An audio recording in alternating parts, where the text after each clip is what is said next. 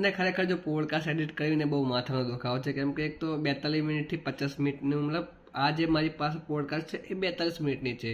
આની પહેલાં જે આવી હતી એ 1 કલાકની હતી. એટલે હવે આ પોડકાસ્ટમાંથી આપણે એના સિલેક્ટેડ ક્લિપ્સ અલગ કરવાની હોય, જેમ કે કદાચ એ લોકો કંઈ એવું ઇમ્પોર્ટન્ટ વસ્તુ બોલ્યા છે એને ટીઝરમાં આવી શકે છે તો એને અલગ કરો.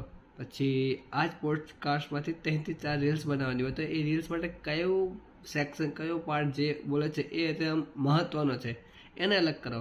નોટ ડાઉન રાખો અથવા તો પછી પ્રીમિયરમાં અહીંયા આગળ માર્ક કરી દો, એને અલગ કરો. પછી ટીઝર બનાવી નાખો, રીલ્સ બની જાય, પછી પોડકાસ્ટ એડિટ કરવાની. એટલે આટલું માથાકૂટ છે. અને તારે કેટલા વાગ્યા છે ખબર? 10:30 વાગ્યા છે. ઘડિયાળમાં બતાવો 10:30 વાગ્યા છે અને હું અહીંયા મારી પોડકાસ્ટ એડિટ કરી રહ્યો છું. અને હા, જો લોંગ વ્લોગ બનાવવાનો તો મારી પાસે ટાઈમ હોતો જ નથી, એટલે હું ટ્રાય કરીશ કે આવા શોર્ટ્સ વ્લોગ આવતા રહે અમુક દિવસોના ગેપમાં. ટ્રાય કરીશ મારો પૂરો આ વખતે કે ભાઈ એ કન્સિસ્ટન્સી ફરીથી બની રહે. પણ હા, તમે લોકો વિડીયોને લાઈક અને ચેનલને સબસ્ક્રાઈબ જરૂર કરી દેજો.